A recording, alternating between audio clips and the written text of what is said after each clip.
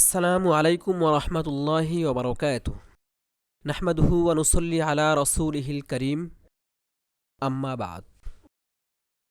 দেশ ও বিদেশ থেকে যারা এই দার্সের সাথে যুক্ত হয়েছেন, আপনাদের সকলকে জানাই আন্তরিক শুভেচ্ছা ও অভিনন্দন। প্রিয় ছাত্ররা, আমরা এর আগে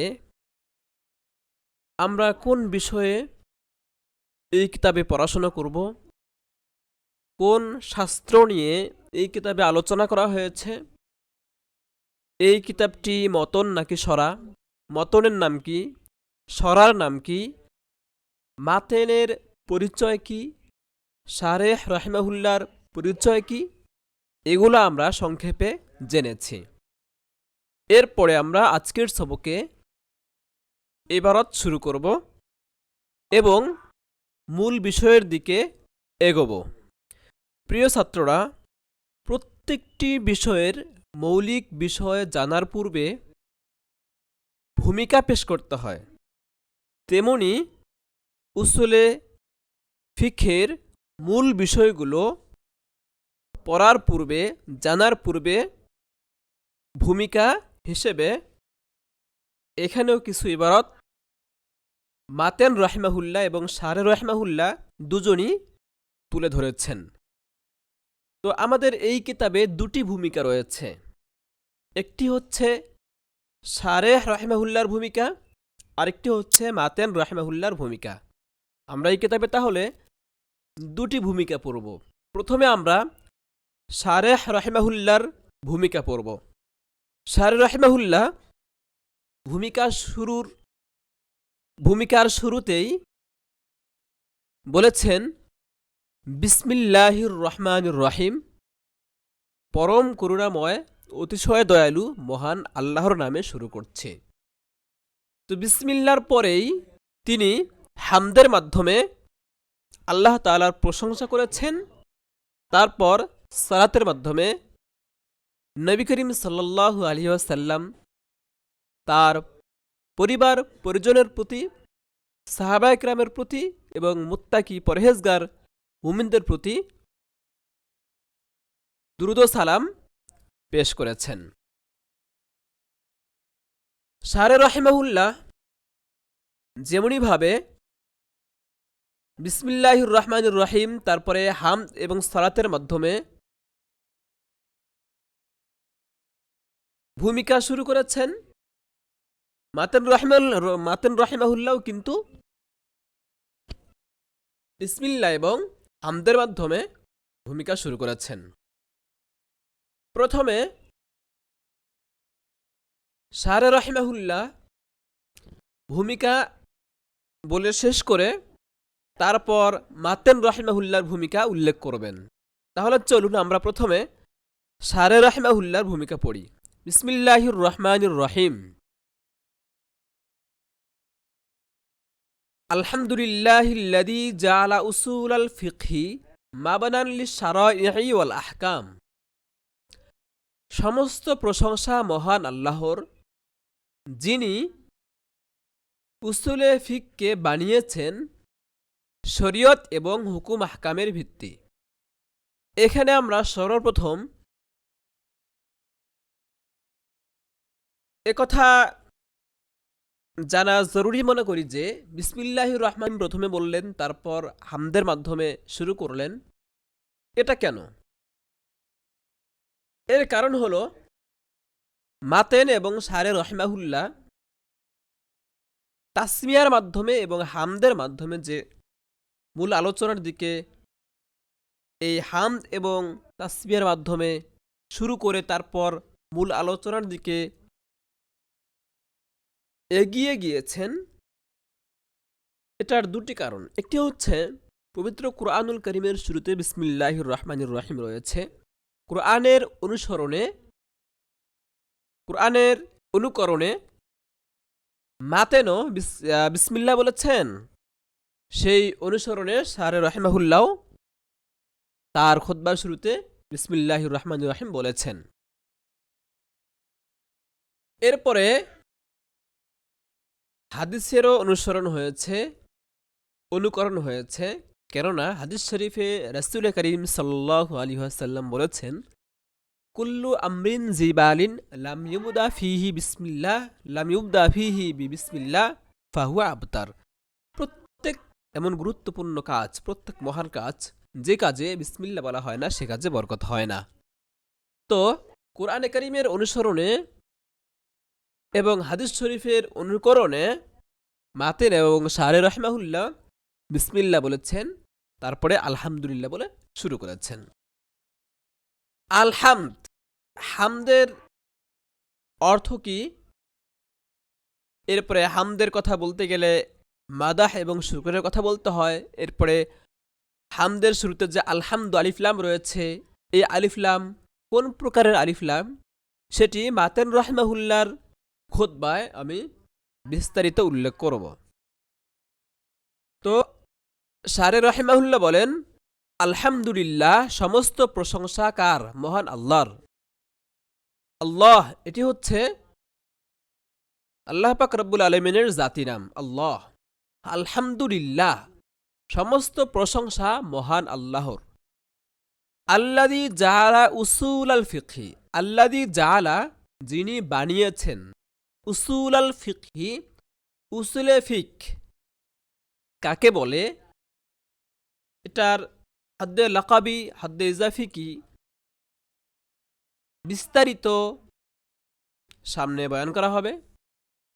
এবং উসুলে ফিকের মাউজু কি এবং গরজ কি তাও সামনে বলা হবে।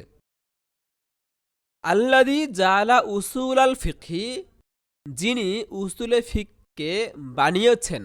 কি বানিয়েছেন? মা বানান, ভিত্তি বানিয়েছেন।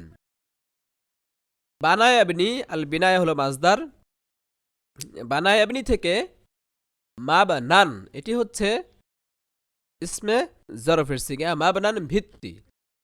যিনি ভিত্তি বানিয়েছেন, কিসের ভিত্তি? লিশ-শারাঈ ওয়াল আহকাম, শরীয়ত এবং হুকুম আহকামের ভিত্তি। আমি আগের সবকে বলেছি কিছু বিধান এমন রয়েছে যেগুলো আকীদার সাথে সম্পৃক্ত, আবার কিছু বিধান রয়েছে যেগুলো আমলের সাথে সম্পৃক্ত। তো এখানে শারায়েহ দ্বারা ওই সমস্ত আহকাম উদ্দেশ্য যেগুলো আকীদার সাথে সম্পৃক্ত, তার মানে সহিহ আকীদা উদ্দেশ্য শারায়ে দ্বারা। আর আহকাম দ্বারা উদ্দেশ্য হালাল, হারাম, ওয়াজিব, মাকরু, জায়েজ, না জায়েজ হুকুম আহকাম যেগুলো আমলের সাথে সম্পৃক্ত সেগুলো। মা বানান লিশ-শারাঈ ওয়াল আহকাম, উসুলে ফিককে কি বানিয়েছেন? শরীয়ত এবং হুকুম আহকামের ভিত্তি বানিয়েছেন। ওয়া আসাসান লিইলমিল হালাল ওয়াল হারাম, হালাল হারাম জানার জন্য বুনিয়াদ বানিয়েছেন। ওয়া আসাসান, আসাসান মানে বুনিয়াদ, আসাসান বুনিয়াদ। ওয়া আসাসান লিইলমিল হালাল ওয়াল হারাম, হালাল হারাম জানার জন্য বুনিয়াদ বানিয়েছেন। ওয়া সায়্যারাহা মুওয়াফাকাতান বিল বারাহিনি ওয়াদ দালাইল, ওয়া সায়্যারাহা এবং তাকে বানিয়েছেন, মুওয়াফাকাতান আত-তাওসিক মাজদার থেকে বাবে তাফঈল, ইসমে মাফউল ওয়াহিদ মুআন্নাস, মুওয়াফাকাতান সুসংহত। আর ওয়া সায়্যারাহা, এই হায়ের মার্জি হচ্ছে উসুলে ফিক, যেহেতু আমরা উসুলে ফিক নিয়ে পড়েছি তাই হায়ের মার্জি শরিয়াত আহকাম এগুলো না বলে উসুলে ফিক বললে বেশি সুন্দর হবে। ওয়া সায়্যারাহা এবং তাকে বানিয়েছেন, উসুলে ফিককে বানিয়েছেন, মুওয়াফাকাতান সুসংহত, বিল বারাহিনি ওয়াদ দালাইল দলিল প্রমাণের মাধ্যমে, দলিল প্রমাণের মাধ্যমে তাকে সুসংহত করেছেন। বারাহিন এটি বুরহান এর জমা, আর দালাইল হচ্ছে দলিলুন এর জমা। বারাহিন দ্বারা উদ্দেশ্য দলিলে আকলি, আর দালাইল দ্বারা উদ্দেশ্য দলিলে নকলি। ওয়া সায়্যারাহা মুওয়াফাকাতান বিল বারাহিনি ওয়াদ দালাইল, দলিল প্রমাণের মাধ্যমে তাকে সুসংহত করেছেন। ওয়া মুওয়াশশাহাতান বিল হুলিয়্যি ওয়াশ শামাইল, আত-তাওশীহ মাসদার থেকে সুসজ্জিত করা, ইসমে মাফউল ওয়াহিদ মুআন্নাস। আর হুলিয়ুন এটি হচ্ছে হালিয়ুন এর জমা, হুলিয়ুন অলংকার। শামায়েল শব্দটি শামিলাতুন এর জমা, নিদর্শন এখানে উদ্দেশ্য, নিদর্শন।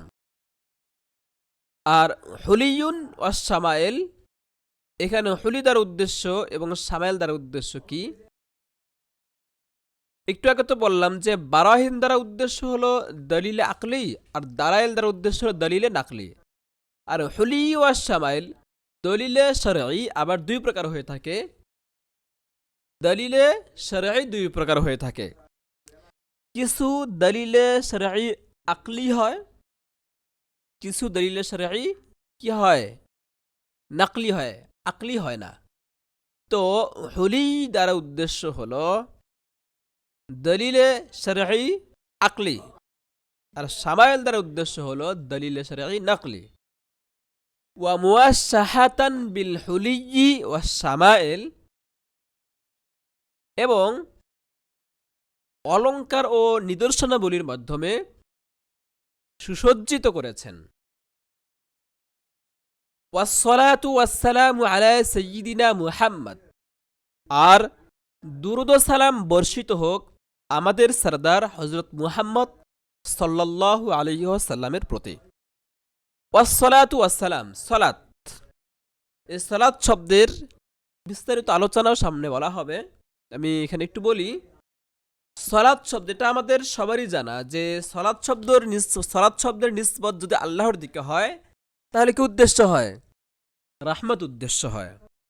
ফেরেশতার দিকে হলে ইস্তেগফার, পাখালির দিকে হলে তাসবিহ, তাই না?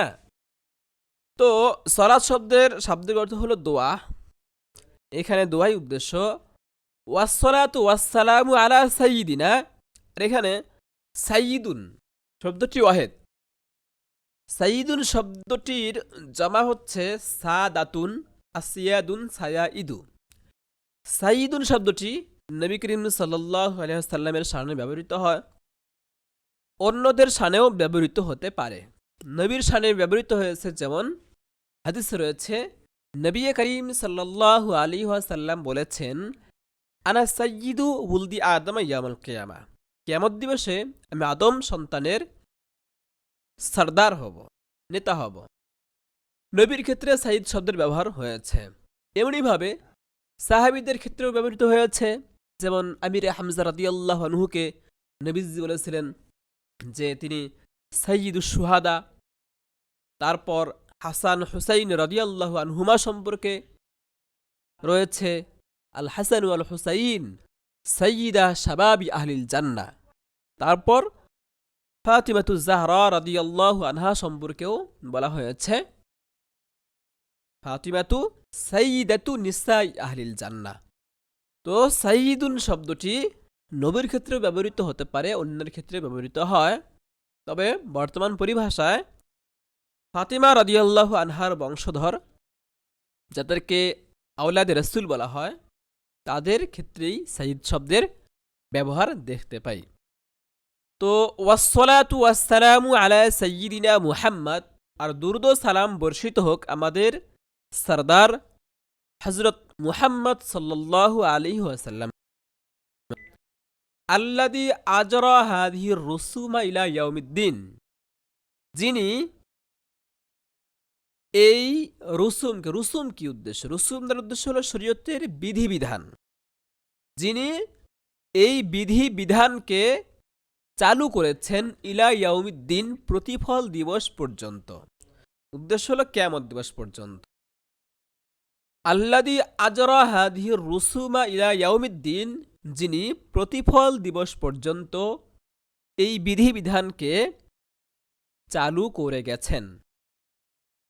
ওয়া আইয়াদাল উলামা বিল আইদিল মাতিন, আইয়াদা অর্থ হলো মজবুত করা, সমর্থন দেওয়া।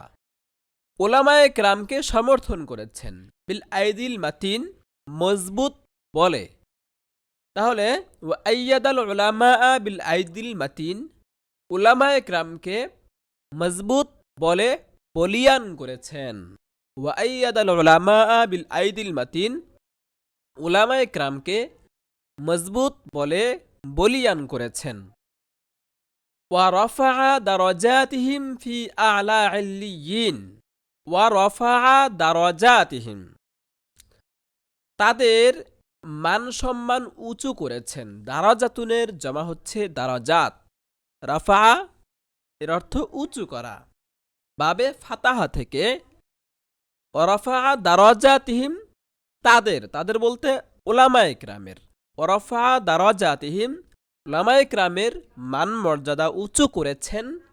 ফি আলা ইল্লিয়িন, অর্থাৎ ইল্লিয়িন দ্বারা এখানে জান্নাত উদ্দেশ্য। জান্নাতের সুউচ্চ মাকামে তিনি তাদের মান মর্যাদা, উলামায়ে কেরামের মান মর্যাদা জান্নাতের সুউচ্চ মাকামে উঁচু করেছেন, উন্নীত করেছেন। ওয়া শাহিদা লাহুম বিল ফালাহি ওয়াল ইয়াকিন, এবং তাদের পক্ষে সাক্ষ্য দিয়েছেন বিল ফালাহি ওয়াল ইয়াকিন, সফলতার এবং বিশ্বাসের। এখানে ইয়াকিন দ্বারা উদ্দেশ্য হল ঈমান। নবী করিম সাল্লাল্লাহু আলাইহি ওয়াসাল্লাম আগেই কি করেছেন? উলামায়ে কেরামের সফলতার কথা বলে গেছেন এবং ঈমান এবং বিশ্বাসের কথা বলে গেছেন। ওয়া শাহিদা লাহুম বিল ফালাহি ওয়াল ইয়াকিন, এবং তাদের পক্ষে সফলতার, ইয়াকিন বিশ্বাসের সাক্ষ্য দিয়েছেন। ওয়া আলা আলিহি ওয়া আসহাবি, আরো দুরূদ ও সালাম বর্ষিত হোক তার পরিবার পরিজনের প্রতি এবং সাহাবায়ে কেরামের প্রতি।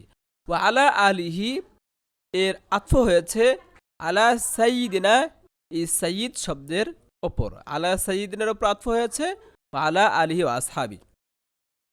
তো আরো দুরূদ ও সালাম বর্ষিত হোক তার পরিবার পরিজনের প্রতি, আসহাবি এবং সাহাবায়ে কেরামের প্রতি।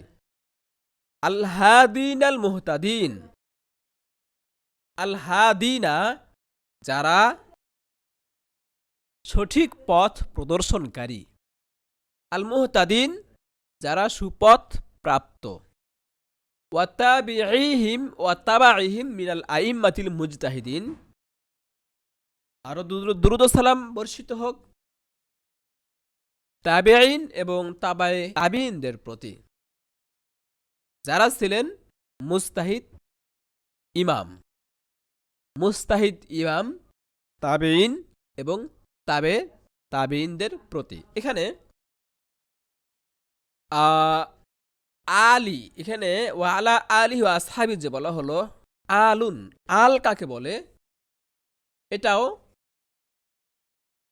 পরবর্তীতে বিস্তারিত বলা হবে যে আলের মূলত কি ছিল, আল এবং আহলের মধ্যে পার্থক্য কি, পরবর্তী সবকে বলা হবে যখন আমরা মাতেন রাহিমাহুল্লাহর খুতবা পড়ব। ওই সময় আমরা এই দুটির মধ্যে পার্থক্য জানব। ওয়া আসহাবি, আসহাবুন শব্দটি জমা, এর ওয়াহিদ হচ্ছে সাহিবুন। সাহিবুনের জমা হলো আসহাব। সাহাবায়ে কেরাম উদ্দেশ্য। সাহাবায়ে কেরাম কারা? যারা ঈমানের সাথে নবী পাক সাল্লাল্লাহু আলাইহি ওয়াসাল্লামকে দেখেছিলেন এবং ঈমানের হালতে তাদের ইন্তেকাল হয়েছে, তাদেরকে সাহাবী বলে। আর তাবি কাকে বলে? যারা ঈমানের হালতে, যারা ঈমান নিয়ে সাহাবায়ে কেরামের সাথে মোলাকাত করেছেন এবং ঈমানের হালতে তাদের ইন্তেকাল হয়েছে, তাদেরকে তাবি বলে। আর তাবায়ে তাবি কাকে বলে? তাদের পরবর্তী যারা তাবিঈনদেরকে ঈমানের হালতে দেখেছেন, মোলাকাত করেছেন, ঈমানের হালতেই যাদের ইন্তেকাল হয়েছে, তাদেরকে তাবায়ে তাবিঈন বলে।